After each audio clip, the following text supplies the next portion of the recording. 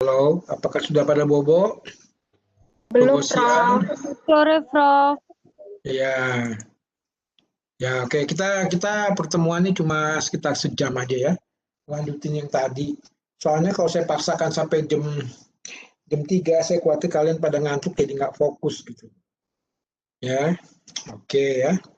Baru 22 orang ya sambil kita berjalan aja. Prof, ini perlu absen nggak?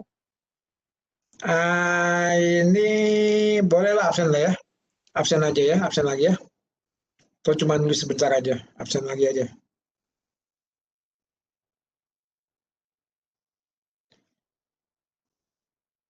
Oke, silakan absen dulu. Baru 24 partisipan, 24 peserta. Iya,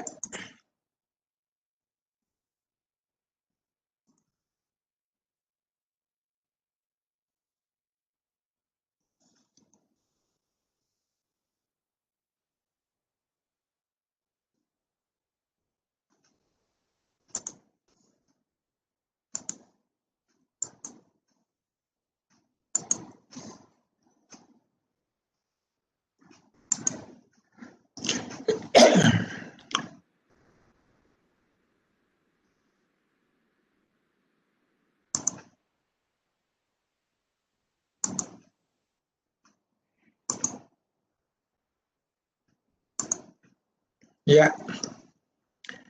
Kita akan lanjut saja.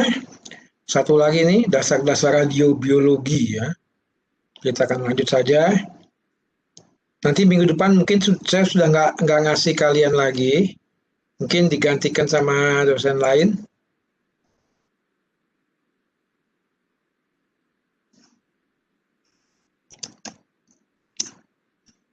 Ya, selamat sore semuanya. Kita akan belajar mengenai radiobiologi. Apa itu radiobiologi?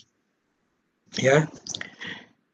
Nah, kalau kita lihat lebih lanjut, radiobiologi ini sebenarnya ada sejarah tersendiri ya.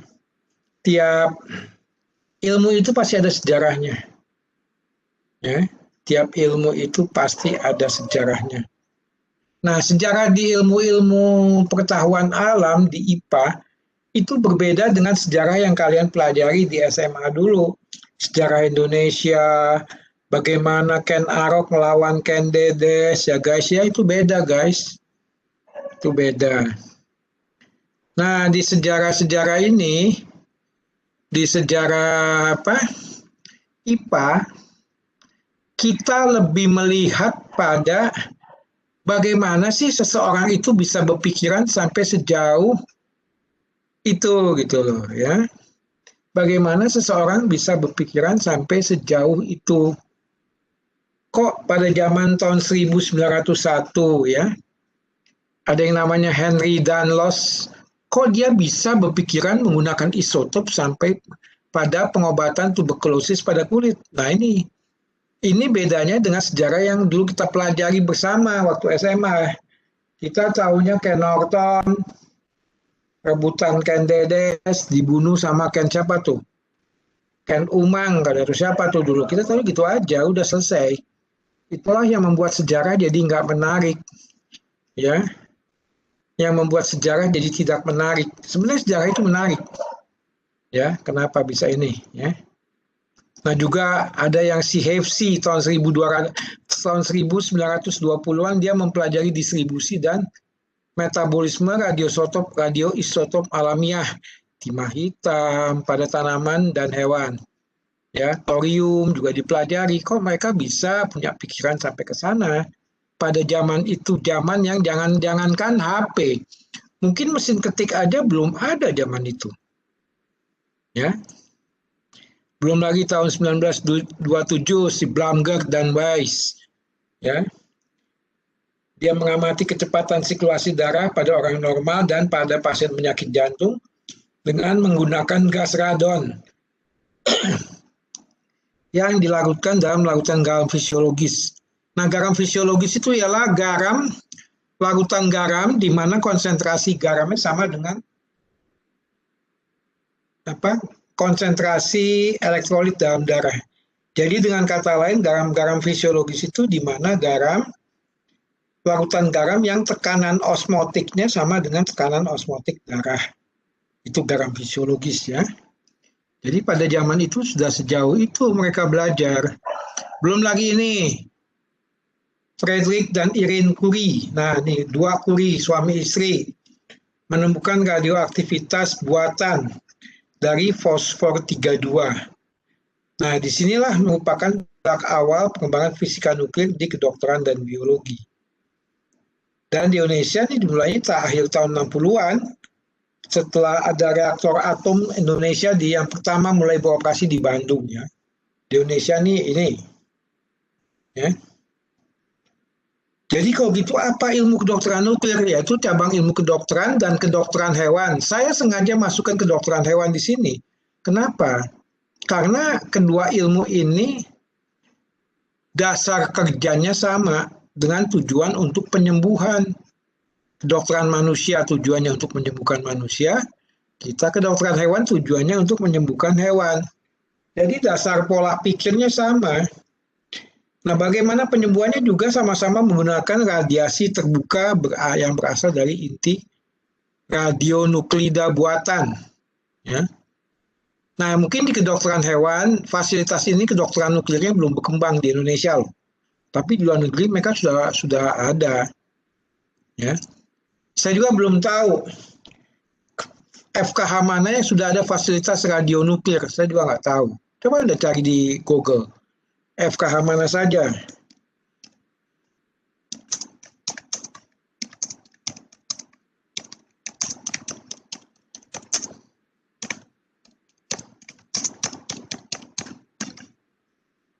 Ya, coba cari itu di Google. Ya. Jadi tujuannya untuk tujuan diagnostik, terapi, dan penelitian. Terutama di bidang kita adalah diagnostik dan terapi ini sangat penting. Ya, itu. Jadi kalau kita lihat lebih lanjut, kenapa sih kita harus membahas nuclear medicine? Kenapa sih kita harus membahas kedokteran nuklir? Ya, kenapa kita harus bahas itu? Karena apa? Karena radiasi ini sudah merupakan teman kita dalam keseharian. Menjadi sohib kita radiasi ini. Manusia itu nggak bisa hidup di tempat yang tidak ada cahaya. Coba aja kamu, begitu listrik mati sampai malam kamu udah repot kan? HP nggak bisa hidup, laptop nggak bisa hidup. Apa coba yang hidup yang bisa hidup? Paling cuma lilin sama lampu minyak tanah. Ya nggak guys? Halo Levira.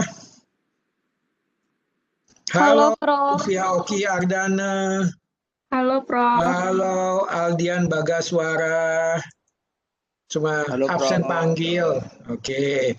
Halo Angelin. Halo Anggita. Halo Juan Neriona. Halo, Halo, Prof. ya absen panggil Prof. biasa. Cuma Ya, mengecek Prof. kesiagaan aja, oke. Ya.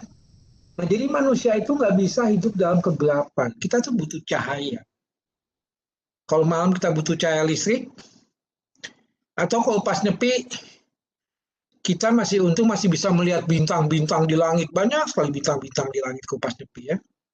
Ada yang pernah nyepi di Bali, guys? Jadi, ya kalau orang Bali saya nggak tanya itu. Ini orang yang dari luar Bali. Apakah ada yang pernah merasakan nyepi di Bali? Enak loh, udaranya bersih, malamnya gelap banget, pekat gelapnya. Ya, itu. Nah manusia baru nyepi sehari aja sudah ribet itu. Ya, jadi jelas radiasi ini merupakan teman kita dalam keseharian kita. Sumbernya dari mana sumber radiasi? Ya bisa dari cahaya kosmik, cahaya matahari, bisa juga buatan manusia dan alam. Buatan manusia contohnya lampu-lampu listrik ya. Alam memang dari bumi sendiri, bumi juga memancarkan radiasi loh. Ya. Nah terkait dengan nuclear medicine ini yang paling populer adalah unsur radioaktif. Ini yang paling populer guys. Nah ini banyak di sekitar kita, tapi tidak terpantau baik efek maupun keberadaannya. Jadi apa nih? Ya kalau saya bisa katakan unsur radioaktif ini dan radiasi ini seperti apa ya? Seperti setan gitu loh. Dia banyak sekitar kita, tapi kita nggak bisa memantau efek dan keberadaannya. Ya, siapa tahu ada di antara kalian yang sedang kuliah ini di sampingnya duduk si setan sambil memeluk kamu, tapi kamu nggak tahu, ya kan? Kira-kira seperti itulah analoginya. Ya. Siapa tahu si Citra Widiawati di sebelahnya sedang ada yang menemani, misalnya yang tidak kelihatan mata, yang kasat mata. Siapa tahu. Halo Citra Widiawati. Bisa jadi, Prof. Ya. Bisa jadi, tapi bukan berarti pasti ada, belum tentu juga. Cuma kan ini cuma analogi yang saya bisa jelaskan ke kalian, ya. Jadi unsur radioaktifnya di alam banyak, tapi kita nggak terpantau efek maupun keberadaannya. Tubuh manusia juga terpapar oleh sinar kosmik, salah satunya matahari, dalam bentuk radiasi mengion. Makanya jangan suka lelagaan di pantai jemur-jemur matahari, di sebelahnya bule lagi pakai bikini, kamu laga-lagaan jemur-jemur matahari, selfie lagi, sampai jam 12 siang, jam 1 siang. Hey guys, hati-hati sinar kosmik guys. Ini cowok nih biasanya nih. Saya juga dulu begitu soalnya waktu pertama kali ke Bali. Ya. Ini hati-hati ya, kita kalau berjemur. Ya kalau jemur matahari itu sampai jam 9 lah, setengah 10 oke lah ya. Halo Dewa Akbar, kau suka berjemur di tepi sungai nggak Dewa Akbar? Halo Dewa Akbar. Dewa Akbar.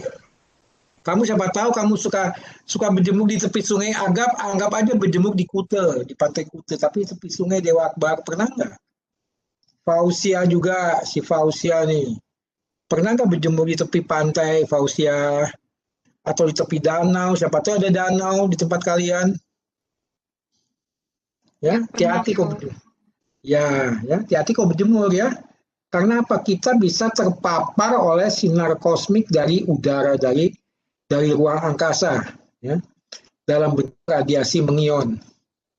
Nah, makanya kita memahami dampak hal-hal ini pada jaringan, terutama pada biomolekul dan asam nukleat. Ya, dan aktivitas paparan radiasi ini kompleks karena melibatkan fisika, kimia, dan biologi. Ya, melibatkan fisika, kimia, dan biologi. Apakah saya bicara terlalu cepat, guys? Kalau terlalu cepat, bilang ya. Nah, dalam keseharian kita, paparan radiasi itu dari mana saja? Dari radon, ternyata radon paling banyak, guys. Sampai 55%. Kita nggak sadar, kan? Ya, radon ini paling besar loh. Dia menembaki tubuh kita dia, radon ini. Apa itu unsur radon, guys?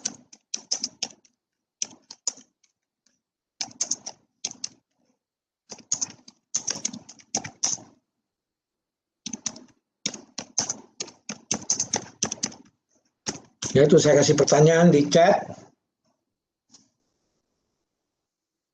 Apa itu unsur radon, guys? Nah, ini apa yang berbahaya. Kamu harus tahu unsur radon itu apa.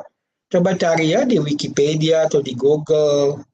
Juga ada sumber-sumber alam lainnya di luar radon. 26% loh. Ini hampir seperempatnya yang hijau tuh. Ya. Selebihnya sinar X-ray yang merah 11%. Dan kedokteran nuklir 4%. Dan produk-produk konsumen dan lain-lainnya. Kedokteran nuklir ini termasuk mereka yang bekerja di rumah sakit yang ada ronsennya. Itu ya, ada ronsen, ada radiasi. Itu ya. Nah, radon juga beradioaktif. Di mana tuh radon adanya? Coba di mana aja dia adanya. Ya, coba lihat ya. Nah, juga di sini ada apa? Ada satu skema, yaitu bedanya radiasi mengion sama radiasi mengion, ya. Di mana bagian tengah ini yang ada warna merah sampai ungu ini adalah batas cahaya yang bisa dilihat oleh mata manusia, ya. Nah, di bawah, di paling kiri sana itu adalah sinar-sinar dengan frekuensi rendah. Ada juga cahaya microwave. Anda tahu microwave ya, yang buat bikin kue itu loh, buat pemanas-pemanas, dan dia ini menghasilkan panas cahaya ini ya. Tapi cahaya-cahaya lain yang frekuensi rendah tidak menghasilkan panas. Tapi di sebelah kanan sana ada sinar X-ray, ada sinar gamma, dan dia ini berbahaya karena dia bisa memecah molekul DNA. Ya, ini. Nah, ini berbahayanya radiasi. Makanya kita harus paham. Tentunya saya di sini mengajar radiasi hanya sebagian aja guys, nggak semua. Ya, karena nanti ya mungkin untuk lanjutnya, untuk penerapannya kalian akan dapat ilmu-ilmu yang lebih atas. Seperti ronsen atau apa nanti di semester atas Anda akan dapat. Ya. Nah, fisika nuklir ini berurusan dengan inti atom dan atom secara keseluruhan dengan fokus kajian pada partikel. Nah, saya masih bicara mengenai dasar-dasar fisika nuklir. Saya belum berbicara mengenai radiobiologi, ini belum. Ya. Nanti ada video, ya ada video nanti yang saya akan bagikan ke kalian. Ya. Nah, jadi ini fisika nuklir tuh dia membahas atom secara keseluruhan dengan fokus kajian pada partikel yang berasal dari atom, dari inti atom, bukan dari lintasan elektronnya, bukan. Nah, elektron yang di sini ini adalah elektron yang berasal dari inti, ya, dari inti atom itu bukan elektron dari lintasan, beda. Ya. Juga fisika nuklir mempelajari karakter inti atom, klasifikasinya, juga perkembangan teknologi yang berurusan dengan hal di atas. Apa saja karakter inti atom? Nah, ini ada 4 poin, terdiri dari berbagai partikel yang menyusunnya, proton dan neutron, yang secara umum dikenal sebagai fermion. Fermion ini untuk menghormati di Fermi. Dia ahli fisika di zaman tahun 60-an. Ya, ahli fisika nuklir dia. Di zaman 60-an. Jadi kelihatannya kalau kalian belajar fisika nuklir keren banget deh guys. Mengambil S2 fisika nuklir di ITB sana. Ya, keren banget gitu. Ada juga inti atom itu ada juga unsur proton di inti atom. Ini untuk mempertahankan elektron. Nah, ini elektron lintasan. Ya, jadi mempertahankan elektron agar tetap di lintasannya. Jadi si proton ini menarik elektron agar tetap di lintasannya. Sebab kalau proton ini nggak ada, maka elektronnya akan amburadul. Dan atom itu sendiri akan amburadul, guys. Nah, sedangkan neutron berfungsi sebagai penengah agar gaya tolak-menolak antar proton tidak terlalu kuat, yang bisa menyebabkan inti tidak stabil. Nah, pada atom-atom tertentu yang nomor atomnya agak besar, dia punya protonnya juga agak besar, guys, agak banyak. Karena jumlah proton itu mencerminkan nomor atom. Kalau ada 20 proton, nah itu di inti atom itu akan berpotensi terjadi semacam keresahan lah. Mungkin mulai dari kecil keresahannya sampai menjadi besar. Ya. Nah, jika jumlah proton yang melebihi kapasitas muat inti, maka akan mulai terjadi ketidakstabilan. Ya. Jika jumlah proton yang melebihi kapasitas muat inti, maka akan mulai muncul ketidakstabilan. Inilah dasarnya fisika nuklir di sini. Ya, itu ya. Halo Made Indra Palguna. Halo Nengah Rai Bismaya. Hadir, Prof. Halo Ilham Yusuf. Bahnia apa nih? Ilham Yusuf. Ilham Yusuf. Oke, Bahnia Putra, dok. Oh ya, Bahnia Putra. Oke, ya. Cuma membuat kaget. Halo Ivan. Halo Kenwu. Ya, Prof. Ngapain aja kau, Kenwu? Ya. Oke, ya. Nah, kalau ketidakstabilan ini kita diamkan, kita biarkan, maka akan terjadi pelepasan partikel inti peluruhan yang bertujuan agar inti kembali stabil. Nah, inilah yang dikenal sebagai radiasi nuklir, di mana radiasinya memang berasal dari inti atom. Ya. Jadi jelasnya inti atom ini tidak stabil, guys. Kalaupun Anda di SMA selama ini belajar atom, itu dianggap stabil untuk mempermudah pembahasan. Tapi di fisika nuklir konsepnya berbeda. Ya. Jadi di kimia-kimia unsur yang ada, di kimia-kimia elemen yang ada pelajari di SMA itu dianggap inti atom itu stabil. Kenapa? Supaya gampang membahasnya. Sebab kalau nggak itu ribet membahasnya.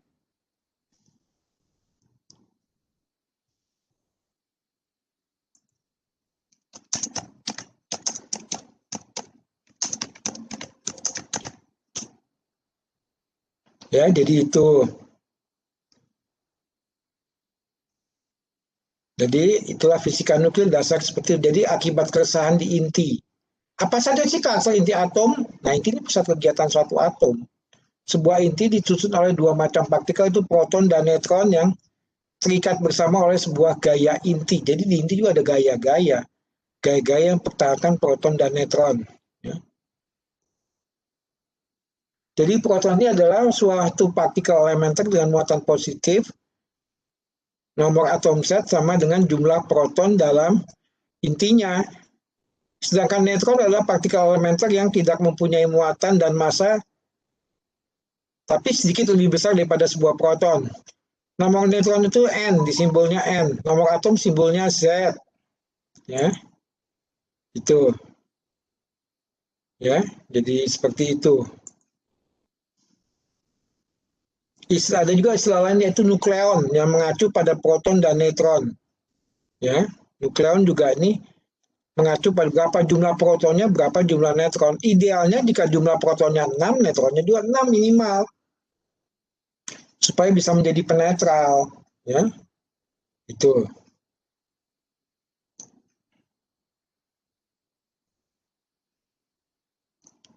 Jadi isotop itu adalah satu atom yang jumlah protonnya bisa berbeda-beda. Nah, itu yang kita kenal sebagai isotop. Mungkin atom karbon ada yang punya 12 proton, ada juga yang punya 13 proton. Nah, itu sudah isotop.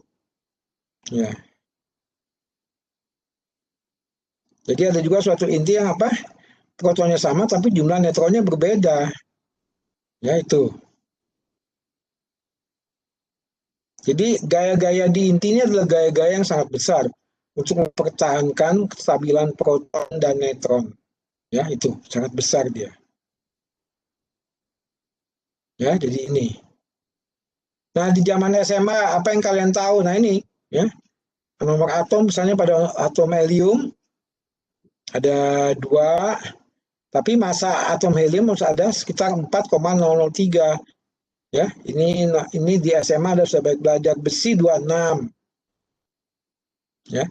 Tapi masanya sebesar 55. Nah, protonnya ada 26, masanya sekitar ini, berarti berapa jumlah neutronnya? Kan bisa dihitung, 55,85 dikurang 26. Jadi sekitar berapa tuh? Sekitar 29 ya. Jadi jumlah neutronnya pada besi ini lebih banyak neutronnya dibanding protonnya. Juga mangan. Ya. Juga kobal, ya. Oke, jadi apa? Nomor atom juga dikenal sebagai bilangan proton, jumlah proton yang dijumpai inti. Ya, itu. Nah, ini adalah spektrum radiasi elektromagnetik. Anda bisa perhatikan acuannya tetap pada di sini, di bagian yang visible light. Bagian di sini, bagian di mana yang bisa dilihat oleh mata manusia. Acuannya tetap di sini.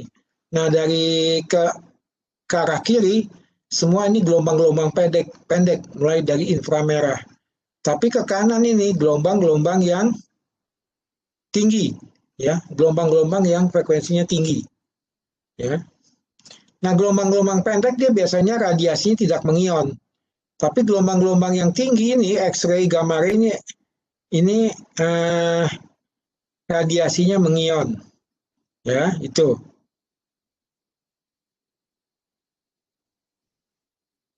Jadi dari sini kita bisa ada istilah radioaktivitas. Apa itu? Reaksi yang menyangkut perubahan pada inti disebut reaksi inti atau reaksi nuklir. Jadi perubahannya pada inti, semuanya pada inti.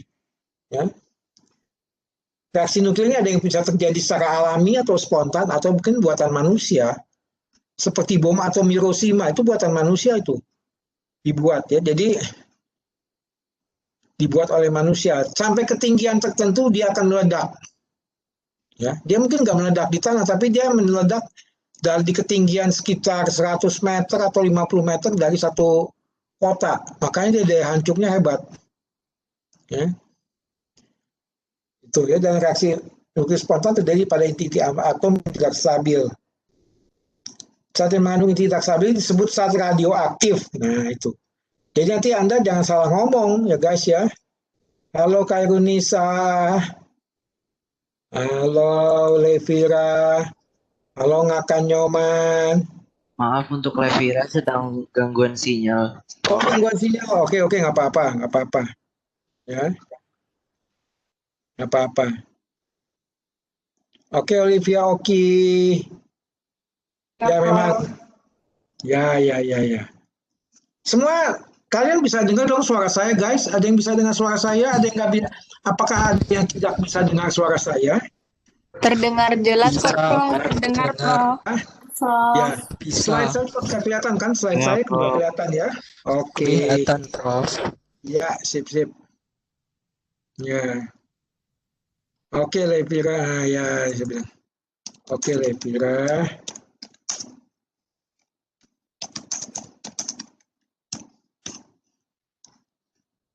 Ya, kalau emang ada sinyal mau diapain? Kan bukan salah kalian juga. Ya udah saya bilang take it easy aja atau santai aja ya. Ya, oke ya.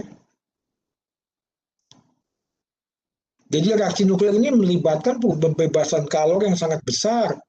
Lebih besar dari reaksi kimia yang biasa gitu loh. Nah, jenis-jenis radiasi apa aja? Ada radiasi ionisasi dan radiasi yang non ionisasi. Apa bedanya? Energinya tinggi dan mengionisasi media yang dilalui dengan frekuensi lebih besar dari 1016 Hz. Contohnya radiasi alfa, beta, gamma, dan sebangsa gitu. Ya. Dan dampaknya yang timbul biasanya cepat, tergantung tingkat radiasinya. Anda bisa lihat tuh korban bom atom di Jepang. Anda juga bisa lihat korban kebocoran kebocoran reaksi nuklir kebocoran reaktor atom di Jepang waktu dihajar tsunami itu di Fukushima. Itu jebol itu dihajar tsunami ya. Jadi bisa dibayangkan di Jepang terjadi proses radiasi yang luar biasa karena reaktornya jebol dihajar tsunami ya. Ada juga radiasi yang non ionisasi. Nah, ini yang biasa familiar dalam kehidupan kita sehari-hari, HP. Nah, itu radiasinya non ionisasi, tapi tetap berbahaya, guys. Ya, HP macam-macam. TV, juga sutet, tahu sutet ya? Sutet itu tiang listrik besar yang ada di sawah tuh loh. Yang suka melintasi sawah-sawah, ada tiang listrik besar tuh. Itu namanya sutet. Saya nggak tahu di Bali namanya apa tuh. Ya. Dan dampak timbulnya agak lama, 5-10 tahun kemudian. Sumber radiasi alam dari sinar kosmis, sumber radiasi buatan, radiasi yang timbul karena berhubungan dengan kegiatan manusia, seperti penyinaran di bidang medik, pengobatan tumor, atau jatuhan radioaktif, ya, radiasi yang diperoleh oleh pekerja radiasi, fasilitas nuklir, dan macam-macam, banyak sekali radiasi buatannya itu. Nah, jadi pada awalnya orang nggak paham mengenai radiasi, oleh sebab itu banyak disalahgunakan. Radiasi ini banyak disalahgunakan. Contohnya apa? Untuk terapi tumor yang di kulit. Oh, pakai radioisotop, pakai salep yang mengandung radioisotop. Ya. Juga pakai air yang berisi unsur radioaktif buat kumur-kumur. Bisa juga buat mandi, mungkin dipakai sama mereka pada zaman itu. Ya. Kompres radium apa? Jadi kalau orang demam itu kan biasa dikasih es di kepalanya, dikompres oleh es. Nah, ini kompresnya mengandung radium. Jadi pakai juga minyak rambut. Minyak rambutnya juga mengandung radium, guys. Bayangin tuh. Suppositori, apa suppositori? Suppositori itu obat tanam. Biasanya tuh dimasukkan ke lubang anus buat mereka yang sulit ke belakang. Ya. Atau digunakan juga sebagai ointment, tetes mata. Ini ointment sih obat tetes mata nih. Bayangin pakai radiasi tuh. Pakai radioisotop. Tuh apa kumur-kumur. Nah, pakai radioisotop juga membuat apa? Jam yang bisa berpendar ya, luminous radium pain. Ini pada jam yang suka berpendar tuh kalau malam ya. Itu. Jadi awalnya banyak penyalahgunaan karena manusia nggak tahu. Ini kejadian tahun sekitar 40-an. Ya. Tapi sekarang kita udah paham, guys, akibatnya apa. Akibatnya apa penyalahgunaan isotop? Ya, bisa eritema dan luka bakar. Ada kemerahan pada kulit akibat radiasi, ada juga radiodermatitis, peradangan kulit akibat radiasi. Ada gejala mual, gejala muntah, gangguan pencernaan dan penyerapan makanan, serta diare. Juga ada anemia, dan jangka panjang berpotensi kanker. Ya. Juga ini fisika nuklir di biologi juga sama dengan di kedokteran, pada dasarnya sama. Ya. Dalam biologi lebih banyak membahas dampak dari partikel-partikel terhadap sistem biologi. Ya. Dan salah satu kelemahan sistem biologi tubuh manusia dan hewan termasuk tanaman, sistem ini nggak mengenal mana unsur yang radioaktif dan yang tidak radioaktif. Nah itu dia nggak kenal itu. Dan sistem biologi ini akan menggunakan unsur yang sama. Ya. Nah dari aspek biologi ini fisika nuklir dikembangkan untuk berbagai tujuan kajian. Pembuatan serangga mandul untuk pemberantasan hama, teknik radiasi untuk pembuatan mutan. Mutan ini contohnya serangga jantan tapi dibuat tidak punya sperma. Tidak punya sel sperma, sehingga kalau kawin sama serangga betina akan bertelur. Ya. Juga untuk pengamanan bahan pangan, sterilisasi. Ya. Kita biasa makan ikan asin tuh asin sekali. Tapi dengan aspek fisika nuklir, ikan asin tuh bisa dibuat tidak begitu asin. Jadi diradiasi. Ada yang berani makan ikan hasil radiasi, guys? Nggak akan nyoman. Kok berani nggak makan ikan hasil radiasi? Kade Sri Ayuliani, berani nggak makan ikan hasil radiasi, girls? Halo Kade. Halo. Kenapa nggak berani Kade? Kan aman itu. Ya, takut ada partikel alfa, beta, gamma ya. Ya. Dikhawatirkan ada partikel alfa, beta, gamma di situ ya. Oke. Nah, dia dalam aspek biologi juga ini untuk perunutan, tracing ini merunut ya, perunutan, tracing. Perjalanan suatu unsur-unsur kimia dalam sistem biologi. Ya itu bisa dicek.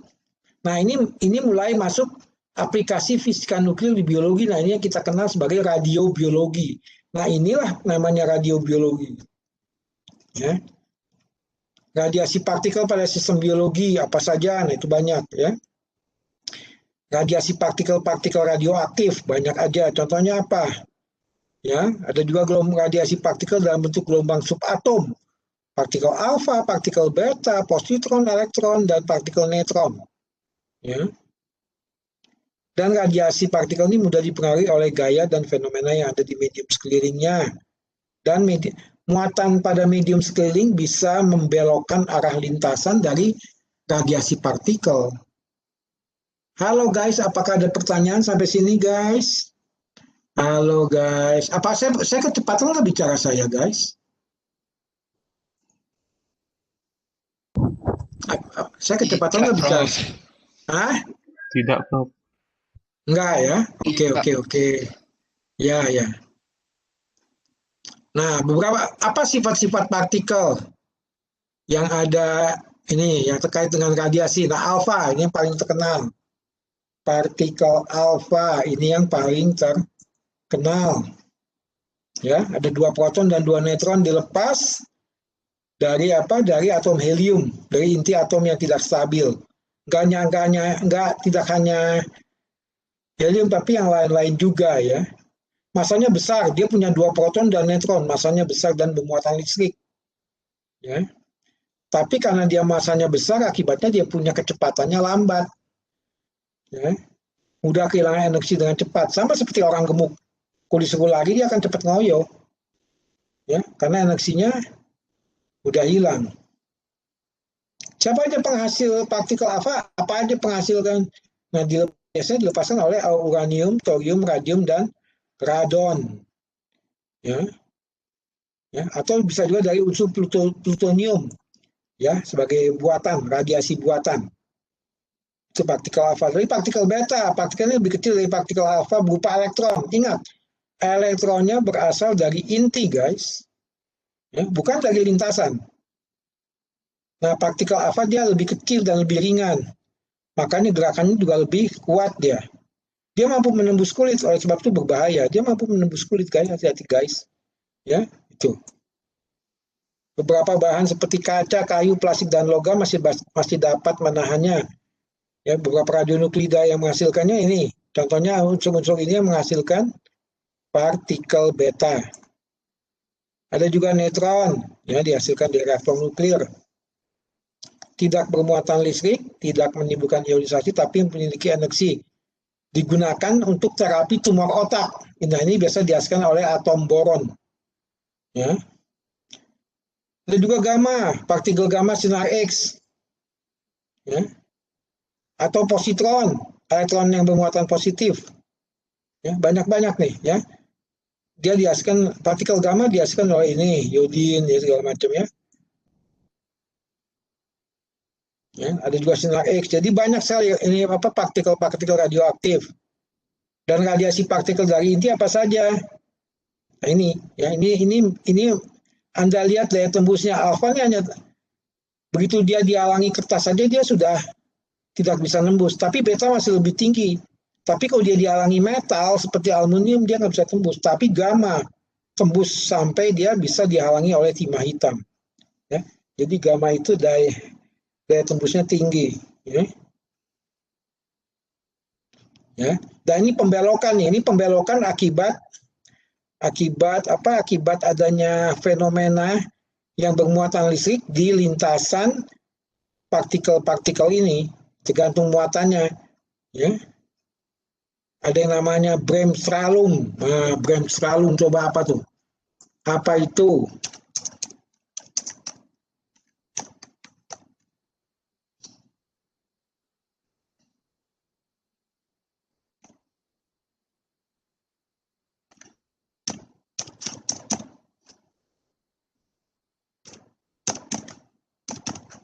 Ya, coba perhatikan tuh. Ini Bremsstrahlung nih efek pembelokan. Coba kamu cari di Wikipedia apa tuh? Bremsstrahlung. Ya, namanya itu bahasa Jerman. Jerman canggih, guys. Mengenai fisika radiasi Jerman canggih tuh. Dulu dia sudah nyaris bisa buat bom atom di Jerman tuh. Ya. Canggih dia Jerman tuh. Ya, jadi ini gambaran daya tembus partikel alfa partikel dia tidak mampu menembus tangan, tapi beta bisa menembus. Bahkan gamma bisa menembus sampai keluar lagi, ya. Dia bisa menembus sampai keluar lagi tuh gamma. Di gamma ini berbahaya, guys. Ya. Oke, ya. Interaksi radiasi dengan sistem biologi. Ya, jika radiasi diserap oleh bahan biologi, maka akan terjadi proses ionisasi dan eksitasi. Tergantung seberapa jauh, ya, kejadian ionisasi ini.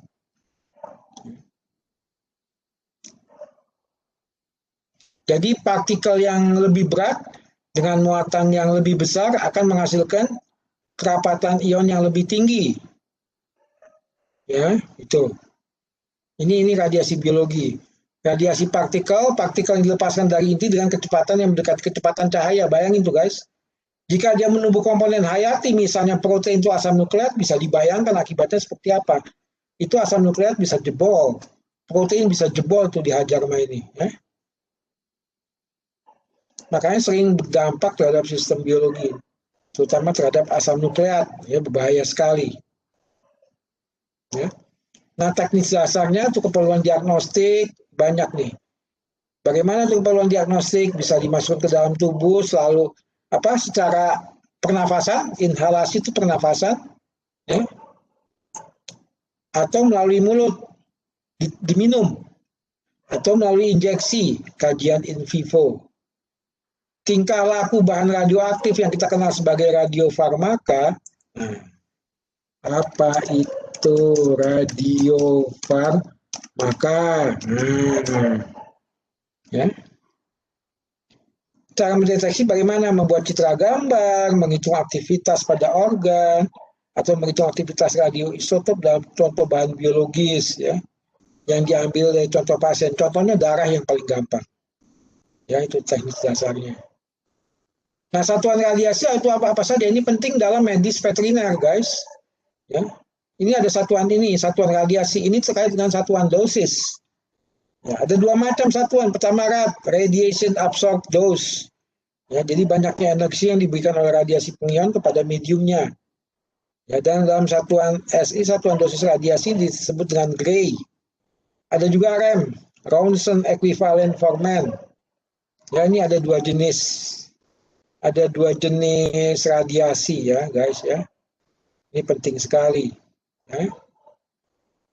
Ada rad dan ada rem. 2 jenis dosis radiasi. Mana yang digunakan tergantung. Ya.